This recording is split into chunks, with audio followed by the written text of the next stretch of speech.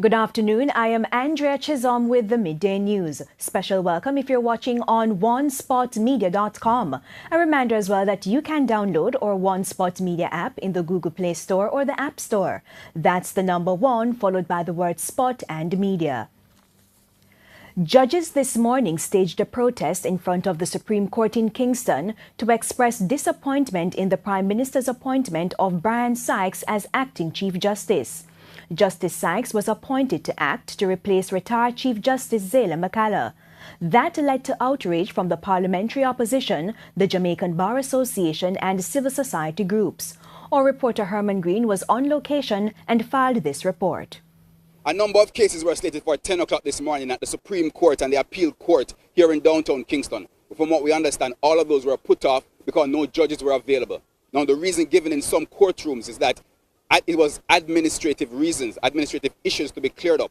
What we understand, however, is that the judges are in a meeting, basically a protest action for a number of issues. We spoke to a number of lawyers who were leaving this morning, having come into Kingston for cases, and they gave us their reaction to what happened this morning. When I came on the billing, I was advised by the clerk that the judges are having an all-island judges meeting at 10 o'clock, and therefore there's a possibility that the matter would not proceed. But in my matter, I had an inclination that it would not have proceeded in any event, even though the judge was present. So I went over to the court's office and I spoke with the person who sets the dates for trials, and I was provided with a new court date for my client to come back to. There was no judge present. I came in and I was told that the matters will be ruled for tomorrow. And so we'd have to come back tomorrow. And that was it. This is an all-island issue in terms of all the cases set for today being pushed back. How do you think that will impact the whole justice system? It will inconvenience a lot of people, especially persons who have waited for some time for their trial. Some matters that are actually for trial will probably continue tomorrow, so they will probably come tomorrow and start their trial tomorrow and find another way to make up for the lost time. I think provisions will be put in place for persons who are in custody and persons who are on bail, who are charged with criminal offences, that they will come back another day. Now, we understand that some cases were put off for tomorrow, others a date was not given. But we'll continue to monitor what's happening here and keep you updated through the course of the day. Reporting from downtown Kingston at the Supreme Court, I'm Herman Green, TVJ News. Thank you very much, Herman. Meanwhile, Justice Minister Delroy Chuck has responded to the action taken by the judges. Minister Chuck says it's inappropriate for the judges to have a meeting at this time as it creates great inconvenience. Mr. Chuck says it is not for him to direct the judges on how to operate, but the timing is inappropriate. It was quite inappropriate to have a meeting at 10, which created great inconvenience to users of the court. That is why I said a more appropriate response could have been to have the meeting later in the afternoon after you go to court and adjourn the matters. Minister Chuck says he has not received any confirmation that the meeting being held by the judges is in relation to Brian Sykes being appointed to act as Chief Justice. Some time ago, she had, well, in fact, on the last week, she had asked me for the present state of salary negotiations for the parish court judges, and I had responded to her very promptly that the matter is with the Minister of Finance for settlement. Meanwhile, retired Chief Justice Zela McCalla has outlined several new strategies implemented by the Justice Ministry, which she says have been helping to reduce the backlog of court cases. She was addressing a recent panel discussion hosted by the National Integrity Action. Details in this report. Retired Chief Justice Zela McCalla says more resources are needed to continue the upgrade of the court system. However, she notes that the age-old problem of finding enough jurors is being addressed with the Justice Ministry allowing judge-alone cases. Reduction in the number of jurors required in non-capital murder cases, as the availability of a sufficient number of jurors to try cases was often an issue. This, of course, caused cases to go into backlog. We as well had an intervention in respect of majority verdicts in non-capital cases. Judge-alone trials are now in effect with the consent of the accused. Reduction in exempt categories of jurors have also been introduced. She says the hiring of new judges and the training of jurors should also help to reduce the processing time for cases. Ongoing training in customer service for all our court staff, all geared towards greater access to justice and serving the citizens of Jamaica. International human rights training has also been done.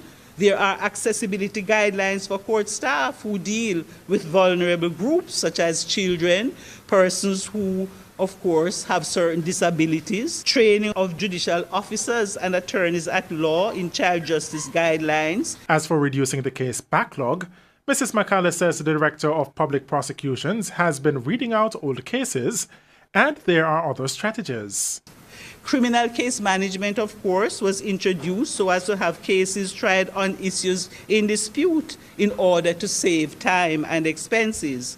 Case progression officers have been introduced recently in our courts so as to liaise with various stakeholders in an effort to speed up the trial of cases. But she points out that the problem can still return if there are more cases coming in than those being cleared.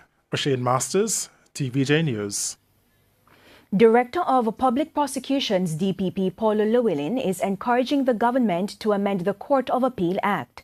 Speaking at the recent panel discussion hosted by National Integrity Action, Ms. Llewellyn says giving the prosecution the right to appeal will help restore confidence in the justice system. She adds it will also ensure accountability within the judicial process.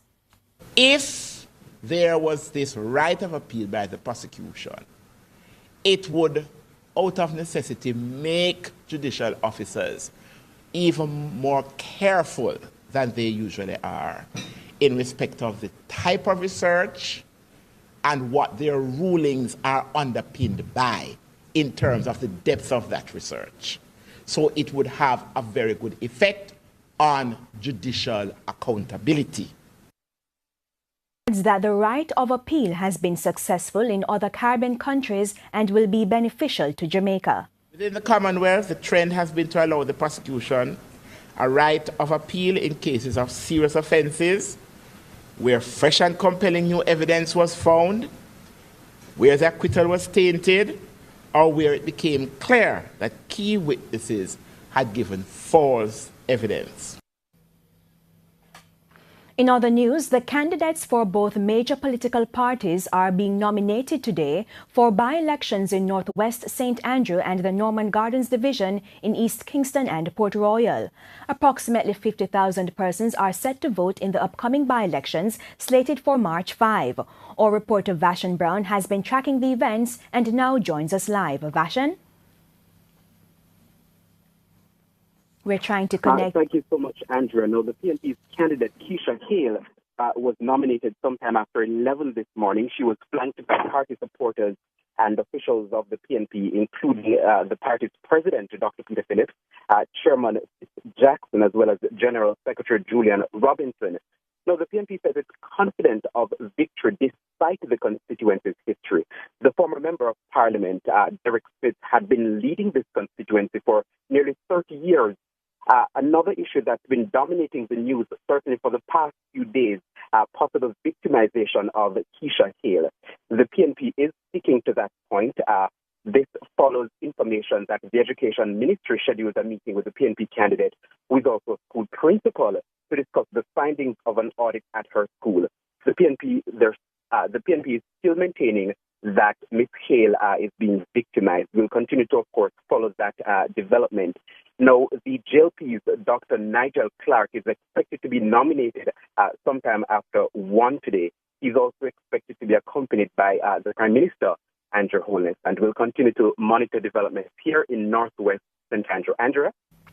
Thank you very much, Vashan. Our reporter Vashan Brown covering nomination day activities in the constituency of Northwest St. Andrew and the Norman Gardens Division.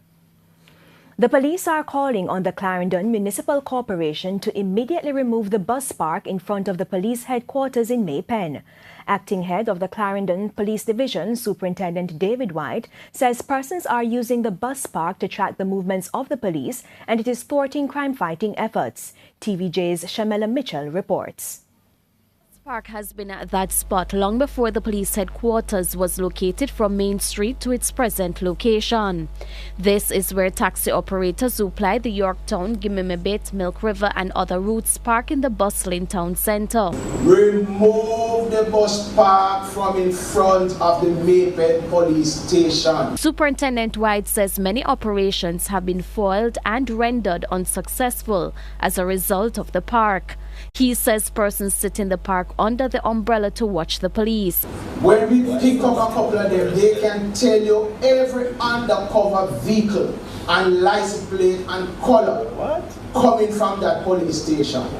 When we pick up people, they can tell us how many police vehicles leave, where they go for an operation, and they can follow that type of behavior of the police, how we operate within a space. Superintendent White says a request was made from 2016 to remove the bus park from in front of the police station.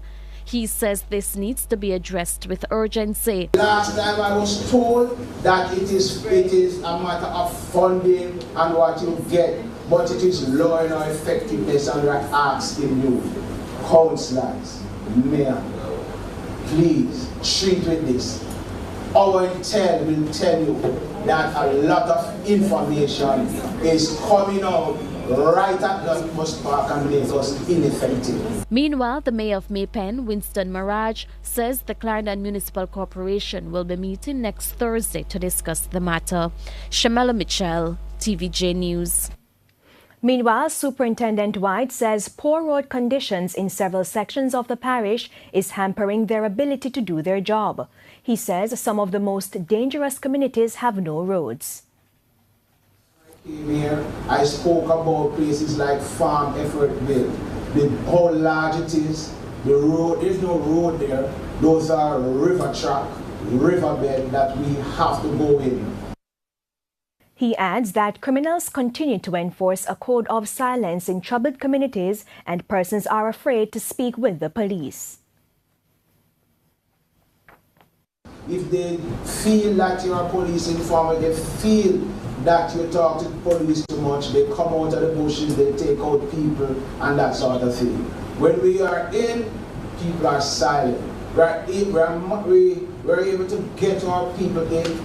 We're able to gather our intelligence, we're able to carry out operation, or whether there are some main perpetrators in this space, we'll continue to pursue until we get them. In news overseas, 200 body parts were found strewn across a snowy field near Moscow at the site of a Russian plane crash that killed all 71 persons on board. For the details, we join the CNN. Investigators hope a recovered flight data recorder will help them figure out what caused a deadly plane crash. A surveillance camera captured the moment the jet came down, killing all 71 people on board. You can see a big explosion there in the distance. The plane had just taken off from Moscow to the city of Orsk. When it disappeared from radar, investigators say the crash site scattered throughout a radius. We do have some updates that I want to share with you. On the one hand, it is that flight data recorder that they found, hoping to get some information from that. Not clear whether they've been able to find the cockpit voice recorder, which of course is the other part of what we call the black box, which sort of measures the data of planes and shows what's been going on in the cockpit. Now, the Russian authorities are saying that they are going to be working in this area for at least a week on this recovery operation. Obviously, a lot of that has to do with forensics as well. One other interesting point that they've made is that they've apparently found something like an impact site. They say that there's a crater that's about 25 feet wide and a little less than 5 feet deep that they found. And of course, one of the questions that we had been asking shortly after this plane crashed was whether or not it crashed while it was intact or whether or not it might have disintegrated in midair for whatever reason. So it certainly could offer a clue as to what happened there. But again, of course, this investigation is still very much in its early stages as this plane crashed less than 24 hours ago. And in sports, the Jamaica Scorpions will be looking for revenge in the Regional Super 50 as they take on the Leeward Islands Hurricanes at the Coolidge Cricket Ground in Antigua on Monday. The last time both teams met, the Hurricanes defeated the Scorpions by 23 runs. The Scorpions sit third in Group B on 10 points, while the Hurricanes are fourth on 9 points.